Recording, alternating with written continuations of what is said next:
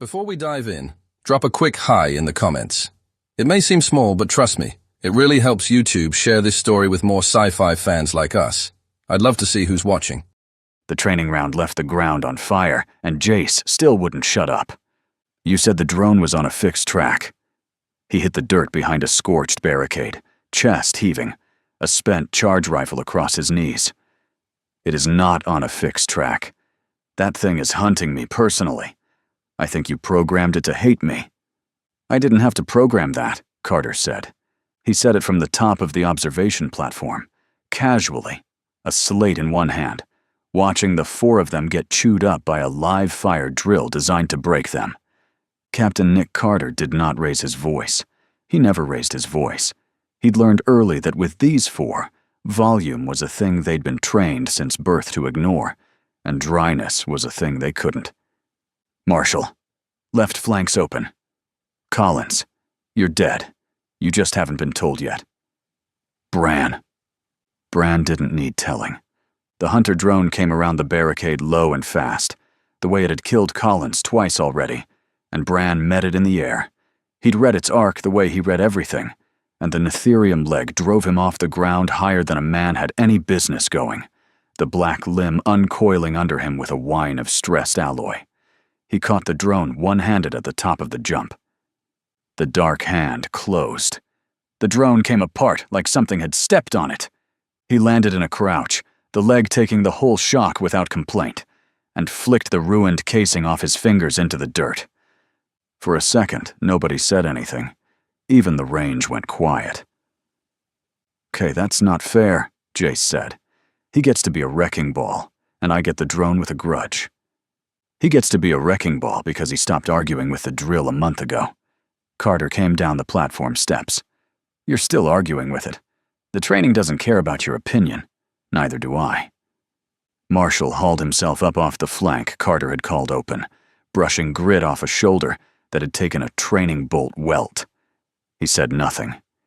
He'd said very little for a month.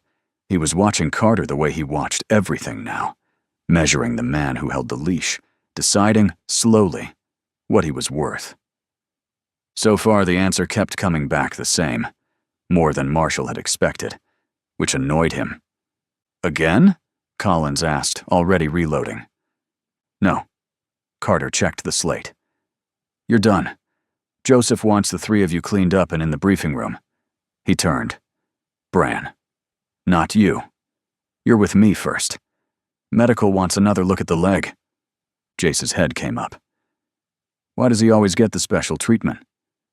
"Because he's got a Soric weapons program bonded to his femur, and you've got a mouth," Carter said. "One of those is worth studying." Bran snorted. Jace opened his mouth, thought better of it, and for once let it go, which was the closest Jace had come to showing Carter respect all week. The medical team had stopped treating Bran like a patient and started treating him like a door they were trying to see through after his first week of drill training. He sat on the table while they ran the scans they ran every few days, and Carter leaned against the wall with his arms crossed and watched the readouts he'd long since learned to read. The two of them had fallen into an easy routine. Neither had planned it. Bran asked how things worked because he couldn't help asking, and Carter answered because he was one of the few people on the base who actually had the answers. Somewhere during that month of scans, the wariness between the pirate and the officer had worn down into something neither of them would have called friendship out loud. "Still nothing," the technician said, almost disappointed. "No inflammation at the junction. No immune flag.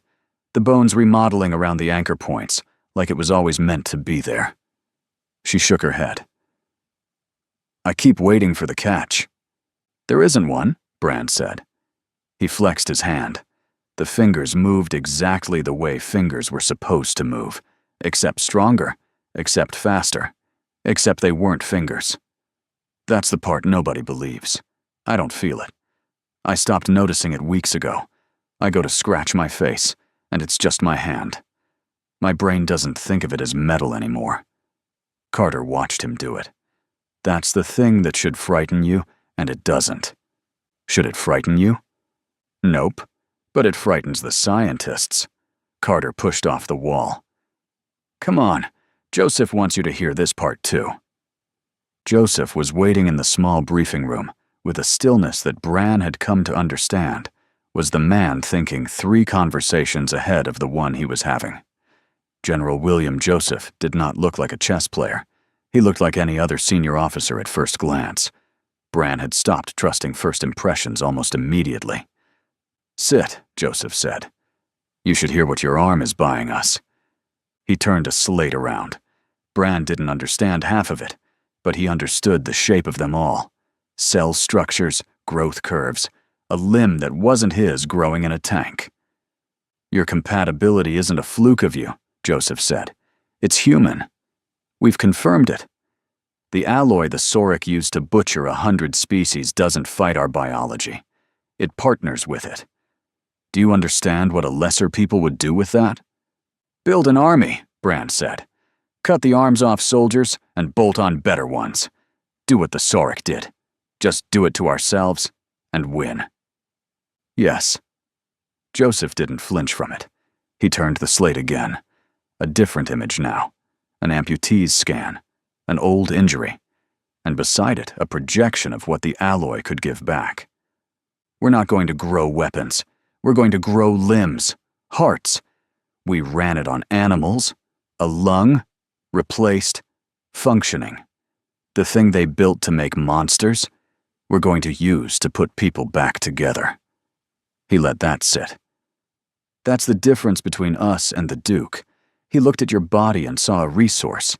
We looked at it and saw everyone we could save. Bran was quiet a moment. You know why I let your scientists study me. Tell me about it.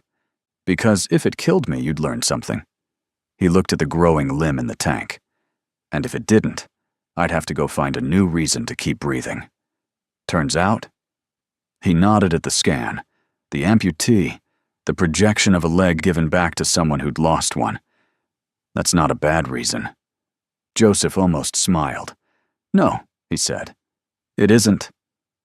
Hask had spent the month healing, and the healing had been its own kind of experiment. The Sarek fire at the forge controls had taken 2 of his 6 limbs, and should have taken the rest of him with them. It hadn't. The Directorate surgeons had kept the big laborer alive through the worst of it, and then they'd done something the Sarek had spent centuries failing to do. They'd given the limbs back. Alloy, grown and shaped from everything they'd learned off Bran's body, fitted to a frame built nothing like a human's. The same gift the Duke had forced on a pirate to see if it would kill him, offered this time to a freed prisoner, because it might let him walk whole again. It had worked. Hask came into the yard on the new limbs, slow and careful, still learning their weight, testing what they'd carry. But the laborer was whole again in his strange 6-limbed way, and the wounds that should have ended him at the forge had closed for good.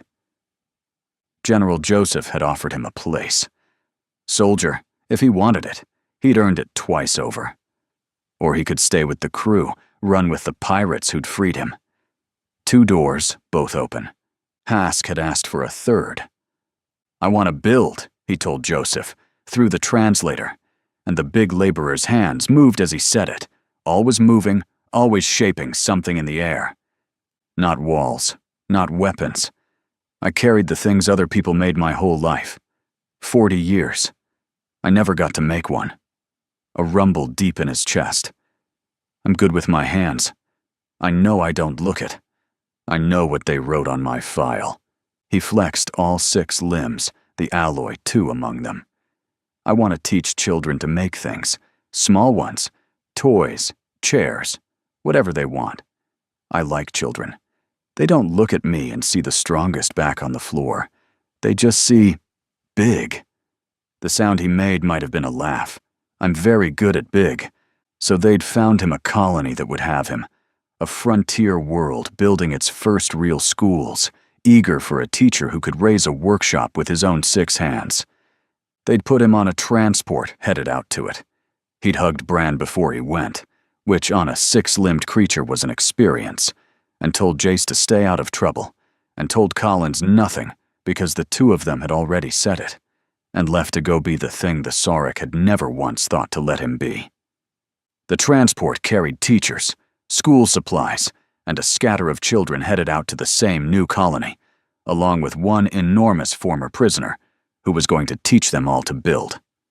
It was, by every measure that mattered, the least military ship in human space. Far past the Veil, on a world that had never known a war it couldn't win, Duke Zeran Valis received a guest he had not invited and could not refuse. Vascor was his private holding, his sanctuary, the seat of his house, and the vault of his life's work. He had fled here from the ruin of Kairos 9 with the only thing worth carrying, and here he had begun, patiently, to rebuild. The research core was safe. The list was intact. The dream was undamaged.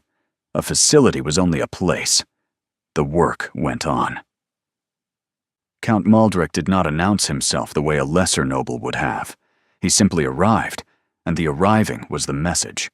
He was heavier than Valis, older in the way that mattered, and he moved through Valis's own halls as though he were considering buying them. "You lost a world," Maldrek said without greeting. "An entire testing world, to stock." "I preserved the program," Valis said. "The world was replaceable. What I carried out of it was not. What you carried out of it is why I'm here."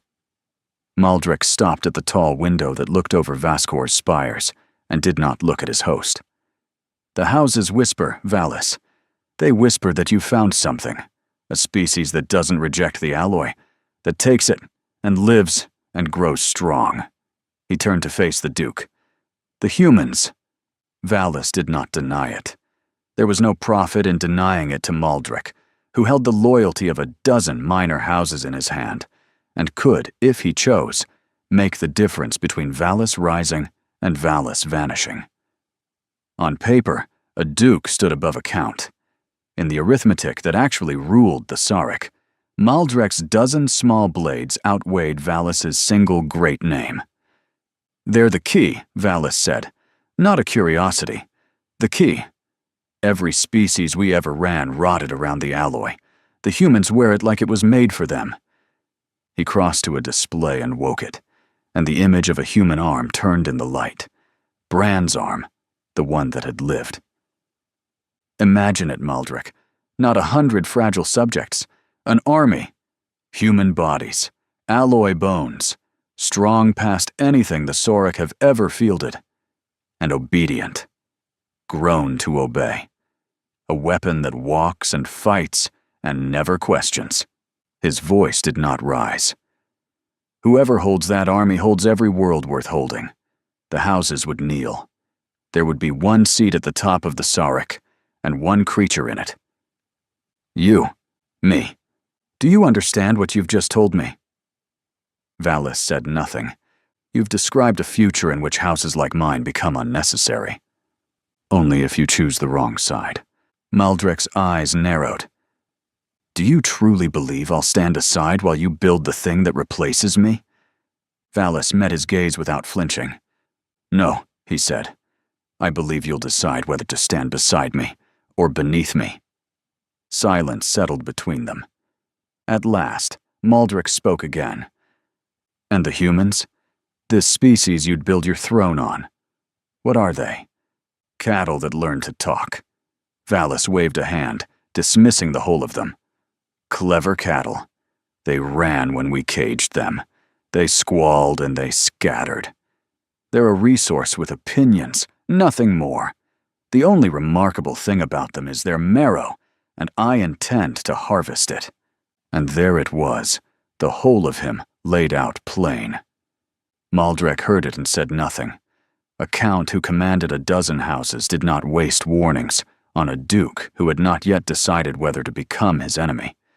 He would watch. He would let Valis reach for his throne. And if the cattle proved to be something other than cattle, that would be worth knowing. And it would cost Maldrek nothing to learn it at Valis's expense. "Reach for your throne, Duke. But if you reach for mine as well..." He paused without looking back. "I'll remove the arm before it can." "Close," The transport carrying Hask left the colony without ceremony, the way the least military ship in human space should. It did not leave alone. No one aboard knew it. The children pressed to the ports to watch the colony shrink. The teachers counted heads. Hask sat folded into a cargo hold widened just for him. None of them knew the empty black around their unarmed transport wasn't empty at all. Joseph did not send children into deep space without an answer waiting in the dark. He simply saw no reason to tell them the answer was there. The Saurik raiders came out of a short jump with the confidence of predators who had scouted easy prey. A soft target, unarmed, unescorted, human. Exactly what the Duke's standing orders wanted. Capture, not destroy. Take the cattle alive. They swept in fast and wide to bracket the transport and herd it, the way they had herded 100 helpless things before, certain of the shape of what came next. They had made one assumption. It was the same assumption their Duke made about the whole human species, and it was wrong in the same way. They assumed that what they couldn't see wasn't there. The escort had been running dark the entire time, not with the crude invisibility the Saurik understood and could sometimes claw through, but with something the Saurik had no word for. It wasn't only machinery, it was patience. It was ships flown by people who'd spent a species' worth of history learning to be the thing in the grass that the bigger animal never noticed until it moved. The Saurik expected technology and could hunt technology. They did not expect to be outthought by the meat they'd come to collect. The dark moved. The raiders never reformed into a fight. There wasn't a fight. There was only empty space where their scanners said there should be empty space. Then the darkness came alive. The human escort resolved out of the black, already firing, striking from angles the Saurik hadn't known were occupied. Before the raiders understood they had flown into a trap, the box had already closed around them. It was over the way a snare is over. Quick, total. Bloodlessly on the human side. The transport flew on toward the new colony with its children at the ports, never having felt the thing that had reached for it and died. Word of it went up the human chain fast and reached General Joseph in his formal service uniform. He read the report standing, then set it down slowly. Joseph had known the raid would come. He'd staked children on knowing it, and the stake had held. And he did not let himself feel the size of what he'd risked because there was no time for it now. The Duke had reached for human children. That confirmed what Joseph already believed about Valis. Nothing was beneath him if it served his ambition. It also told Joseph what came next. The game had changed. He started, Joseph said, to no one, to the report in his hand. Good. Now he's on my clock. He keyed his slate. Get me Carter, and the pirates. A pause, and something almost grim beneath the calm. Tell Marshall his sentence just got interesting. Joseph didn't call it a hunt. He called it correcting a misapprehension, which was worse. The Duke believes he's the predator, he said. The crew stood in the briefing room where a month of leash had brought them, Carter at Joseph's shoulder. The four of them arranged in the loose, insolent spread of men who'd never once stood at attention in their lives and weren't going to start. He reached for a ship full of our children because his whole understanding of us says we're soft, scattered, and slow. That understanding is the most valuable thing on the board. I don't want to break it. I want to feed it. You want him confident, Marshall said. I want him confident and moving. A cautious Valis sits on Vascor rebuilding his program for a decade, and we never touch him. A confident Valis comes out where I can reach him. Joseph turned the display. Saurik operations bloomed across it. Capture routes, staging points, the machinery of a Duke hunting a species. So we're going to hurt his operation, not randomly. Precisely. Every strike shaped to tell him a story about who we are. And the story is going to be a lie he already believes. Jace crossed his arms. And we're the ones swinging the hammer because Because you four are the only humans alive who've torn a Sarek facility apart from the inside, and because I can spend you in ways I can't spend a regular unit.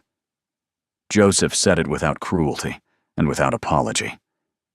You're on a sentence. This is the sentence. Carter runs the operation. You run with him. Under him, Jace corrected sourly. Under me, Carter agreed. Easy. You'll hate it. Get in the ship.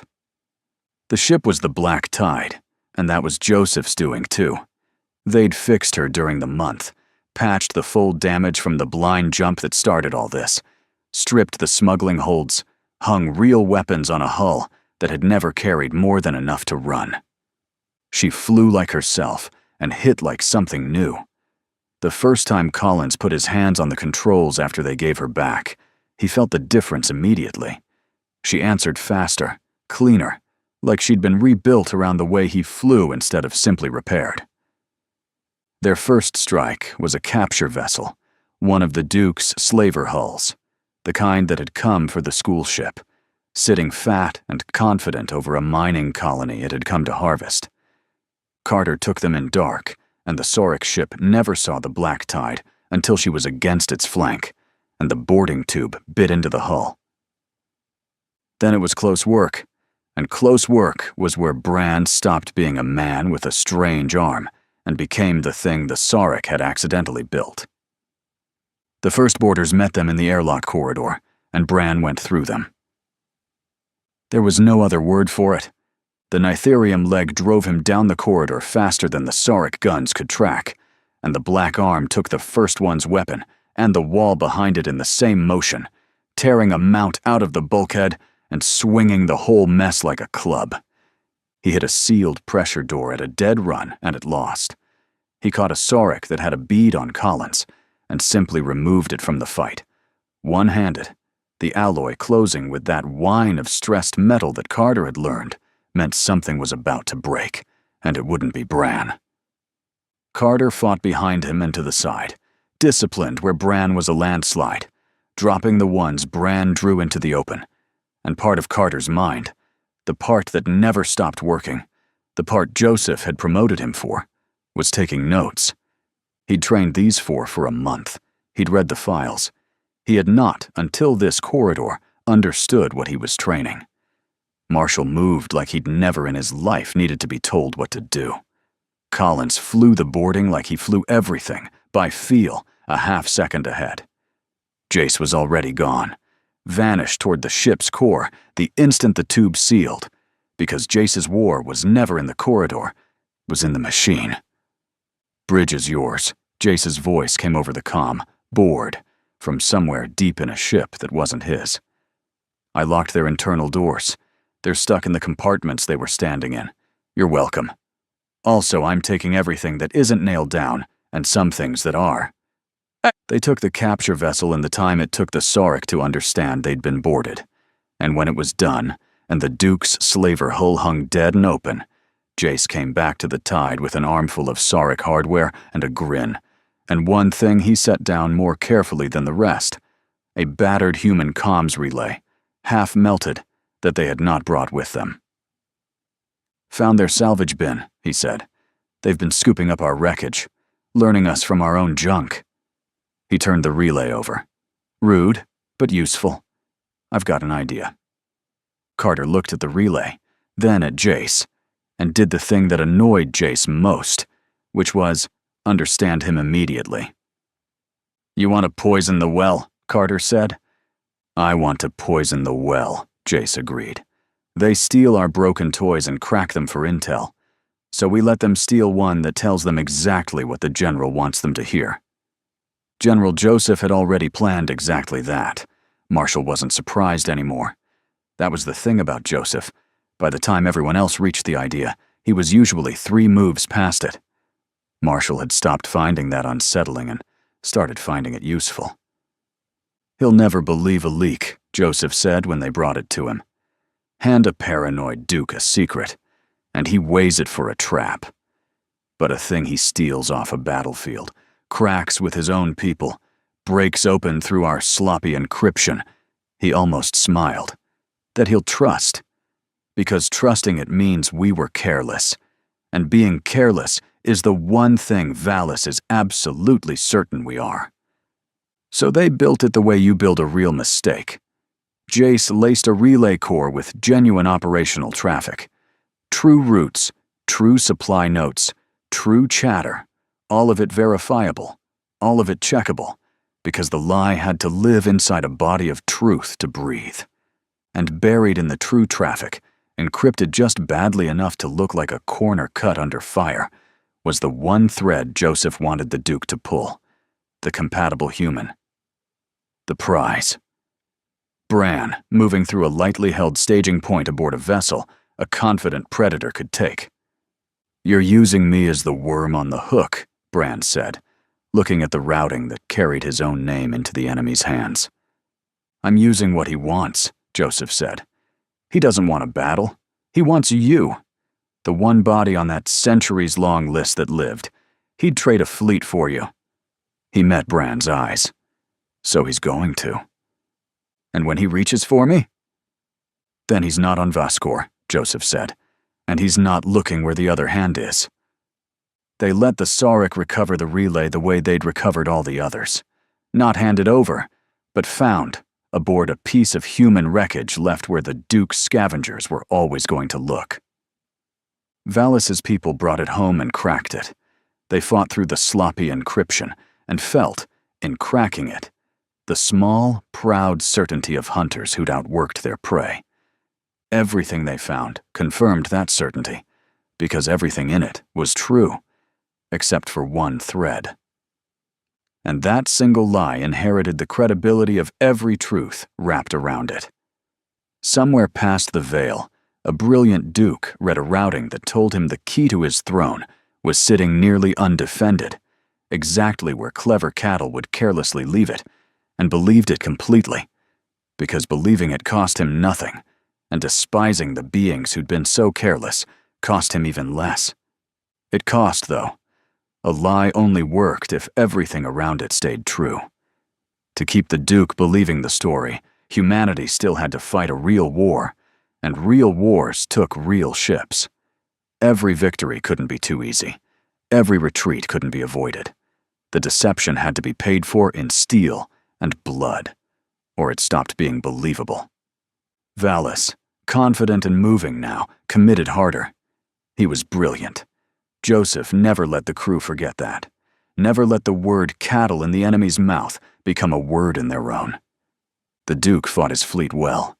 He read human tactics fast and adapted faster, and there was an engagement over a contested colony where that adaptation nearly destroyed them, where Sarek warships closed a trap of their own and human hulls died in the dark for it. The black tide came out of its scarred and streaming atmosphere, with Collins fighting the controls the whole way. They limped to a rally point to make repairs, and it was there, in the guts of a wounded ship, that the leash finished becoming a crew. Bran was jammed shoulder-deep in a coolant conduit that was trying to cook him, and it was Carter who was down there with him, holding the line clear. Not a technician, not one of his own officers. Carter, sleeves burned, doing a pirate's work because the pirate needed a second set of hands, and his happened to be nearest. "You didn't have to come down here," Bran said over the hiss. "And you didn't have to pull that border off Collins," Carter said. "I saw it. He's a pirate. You're a pirate. Neither of you owes the other anything a court would recognize." "He's crew." "I know." Carter finally looked at him, something worn and honest in it. "That's the part your file doesn't have. It's got the ships you took and the men you killed, and it doesn't have the word crew anywhere in it. And that word is the only thing in this whole war I actually trust about the four of you." He went back to the line. "Don't tell Jace I said anything nice. He'll put it on the hull." Up in the wreck of the mess, Jace was doing the thing Jace did after a battle that had gone badly, talking too much, too fast, needling Carter's absent name, working the fear off the way other men worked it off with drink. And when Carter came up from the conduit burned and filthy, Jace opened his mouth to fire the first shot of the usual war, and looked at the man's ruined sleeves and the pirate's grime on a captain's hands and closed it again. "You look like one of us," Jace said instead. It came out wrong-footed, almost grudging, almost warm. "Don't insult me," Carter said. He dropped into the seat across from them, filthy as the rest, without a second thought. That was the moment it happened. Not a speech, not a rescue. Just an officer sitting down among pirates, as though there had never been a line between them. Quietly, without any of them saying it aloud, Carter stopped being the leash. He became the fifth. Marshall watched it happen from across the mess and said nothing. But he'd decided, a while back, what Carter was worth. The answer had stopped annoying him. The Duke took the bait. Word came, the way Joseph had known it would. Valis moved his fleet with the confidence of a predator that had found the soft throat of its prey, committing his strength toward the staging point, where a careless species had left its most precious asset lying in the open. He came for Bran. He came for the key to his throne, certain he was closing a trap, never once feeling the shape of the larger one closing around him, because feeling it would have required believing that cattle could think a move ahead of a duke, and that was a thing Zoran Valis was constitutionally unable to believe. On Vaskor, Count Maldric watched the Duke's fleet pull toward its prize and made his own cold arithmetic. He had promised nothing. He had risked nothing. He would not spend his dozen houses defending Valis's reach, and he would not warn the Duke of a danger the Duke was too proud to see. Because if the humans were only cattle, Valis lost nothing by Maldric's silence, and if the humans were something else, Maldric would learn it at no cost to himself, from a safe and instructive distance. In the briefing room, Joseph stood over the board he'd been building since a report of a heat bloom beyond the veil had first crossed his desk. "He's moving on the bait," Joseph said. "His fleet goes one way. That leaves Vaskor thin." He looked at Carter, then at the four. "You've spent this whole war teaching him we're careless. He's about to spend his whole fleet acting on it. While he reaches for Bran in the dark, you're going to walk into his house through the door he left open, and you're going to take everything that makes his dream possible, and then you're going to burn the rest." "And the Duke?" Marshall asked. "The Duke reaches for the prize," Joseph said, "and finds out what the prize is." He didn't smile. He'd staked too much to smile yet. But the board was set.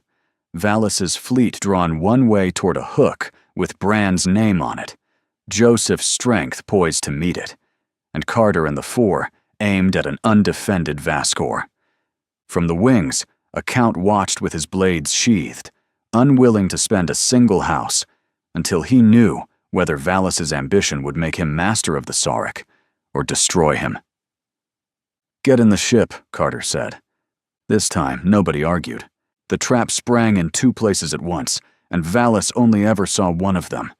He came for the prize, the way a great predator comes for a throat it's already decided is bared, his fleet pouring toward the staging point, where careless cattle had left the key to his throne lying in the open, his flagship at the center of it, his certainty absolute.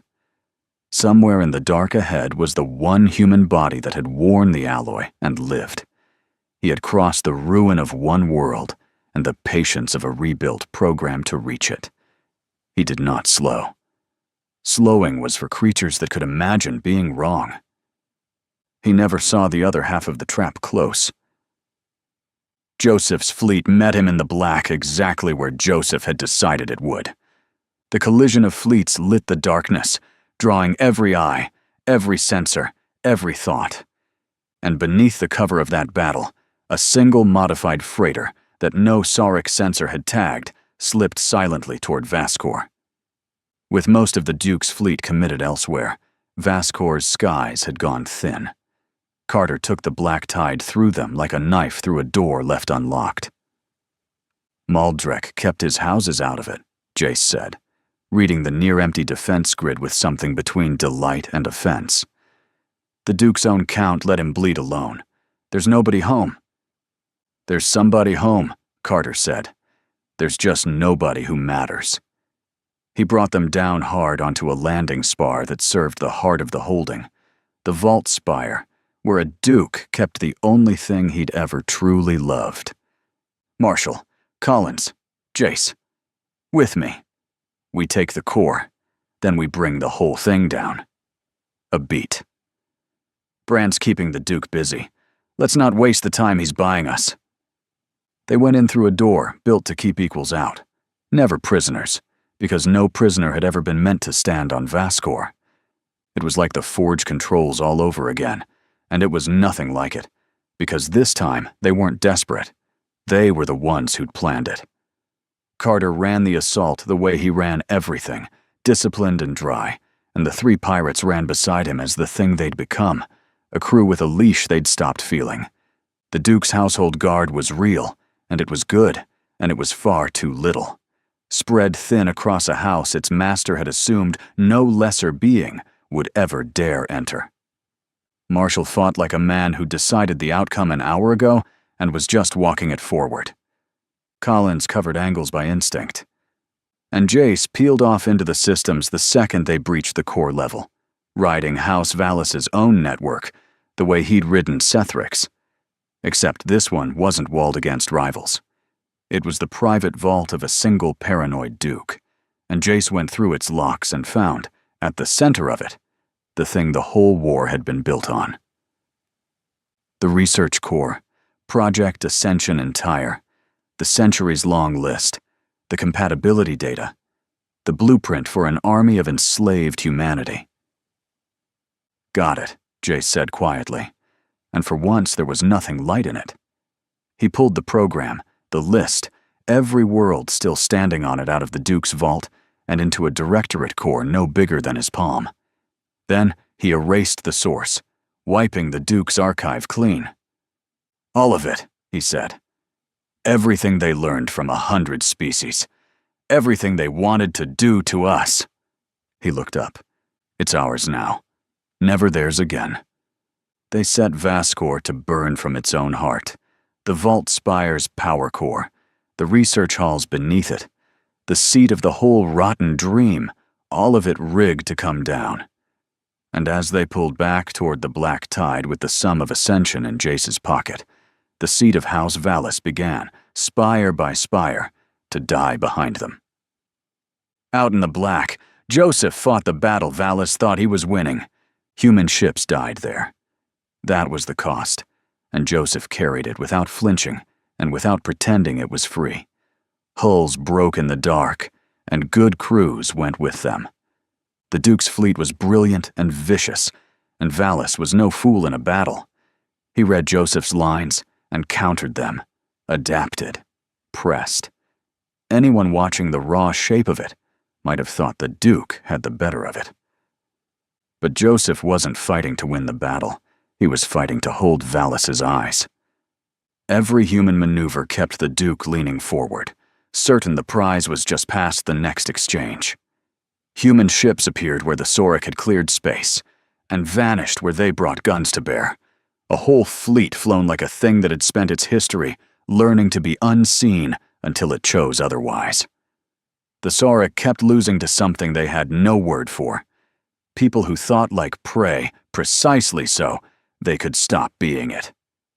Then the word reached the flagship, and Joseph saw the exact moment it landed. Vascor. Falling. The house, the vault, the program. Gone, taken by cattle that had walked through the door the Duke himself had left open. And the Duke did exactly what Joseph had built the trap for. He did not die for a lost cause. He abandoned the fleet and the burning house alike, reaching instead for the one thing that could still save his dream. The compatible human. Bran.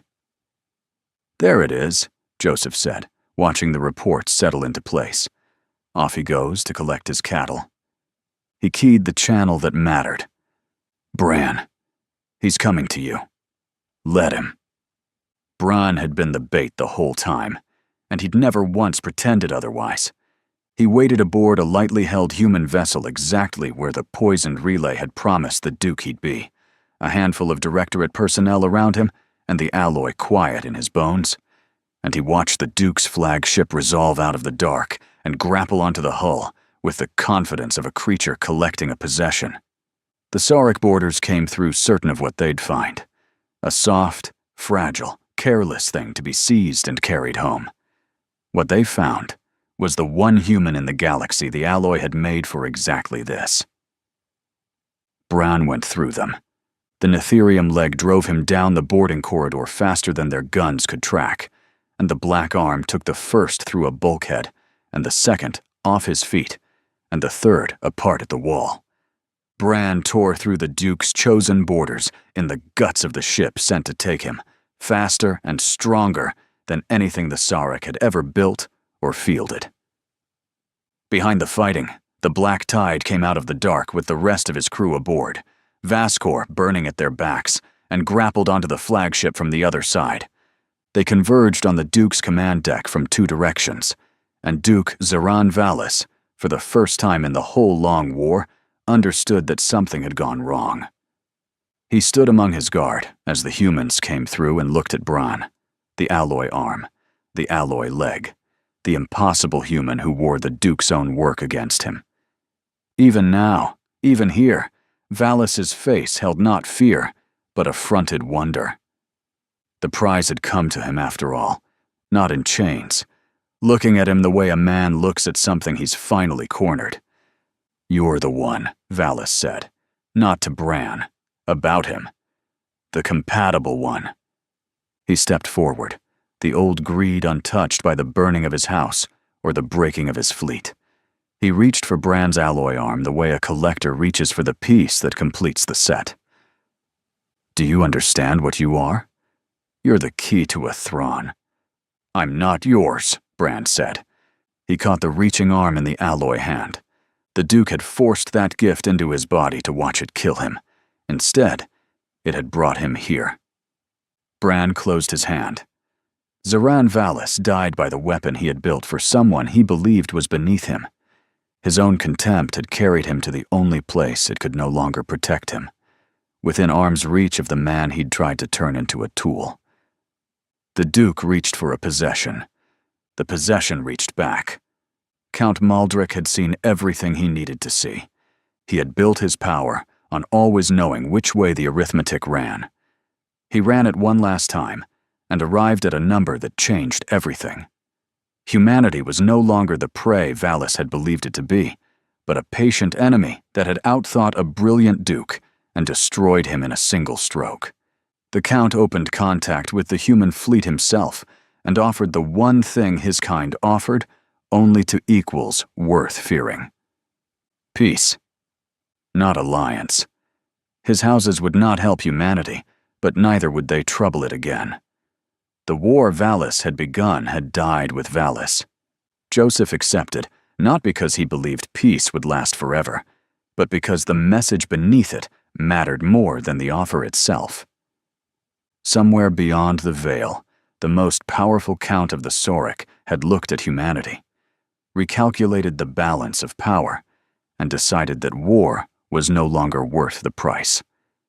They had stopped being prey. They had become the thing the galaxy learned not to reach for. The war ended, as wars do, in paperwork and quiet. The fleet stood down. The dead were counted somewhere Marshall didn't have to watch. And the four of them came back to a directorate base, with a sentence technically still hanging over their heads, and nothing left to do but wait to find out what winning had earned them. What it had earned them was sitting in a holding bay.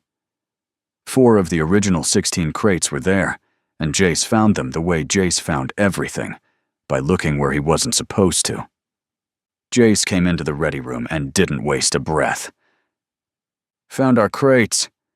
That got their heads up. Jace led them down to the holding bay, and there they were. Directorate stamps, scratched but not gone. The exact quantum processors that had started the whole saga, 2 systems past the veil and a lifetime ago. They were sitting nearly unguarded, in a bay with 1 lightly manned checkpoint, and a captain standing at it, who happened to be looking the wrong way. "Huh," Jace said slowly. Marshall said nothing. He was doing the math, and the math was coming out strange. Joseph would never leave those crates unguarded. They belonged to the original cargo, which made leaving them there make even less sense. And the checkpoint was being held by the one officer who'd fought beside them the whole war, standing with his back turned and his hands conspicuously empty. "He's giving them to us," Brand said quietly. "That's a pardon nobody has to sign." "That's not a pardon," Marshall said. "A pardon goes in a file. This—" He looked at Carter's turned back, at the open bay, at the silent shape of it. "This never happened. No record. No mercy. Just a door left open." He almost smiled. "The general doesn't give pardons. He gives you a way out and looks the other way." Jace was already grinning, and the grin had a problem in it, which was Carter. "There's a checkpoint," Jace said. "It's manned."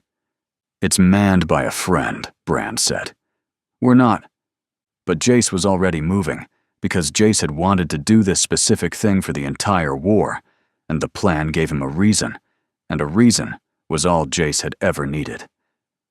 He hit Carter over the back of the head once, efficiently, with the flat of a Sauric sidearm. "Jace!" Brand was down beside Carter in an instant, checking the man's skull with hands that could crush bulkheads, and were, right now, absurdly gentle.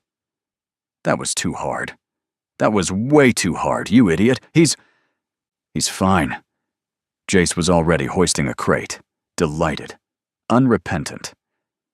"That man's skull has survived worse arguments with me. He's the stubbornest thing in human space. A little tap like that. He'll wake up cranky and take 3 weeks to admit it hurt." He caught Brand's look and softened, fractionally, in the way Jace only ever softened. "He's fine, Bran, I promise. Besides," the grin came back, "I've wanted to do that since the first day he told me to get in the ship." Bran looked at Carter, unconscious and breathing steady on the deck, and did not entirely forgive Jace, because somewhere in the last month, the officer holding their leash had become a man Bran would miss. He got the captain propped safe against the wall, careful of the head, and only then picked up his own crate. "He is a good man," Bran said. "Shame on you." Carter woke up in the infirmary with his head bandaged and General Joseph sitting beside the bunk, and the first thing he did was crack a joke, because that was the only apology Carter's kind of pride allowed.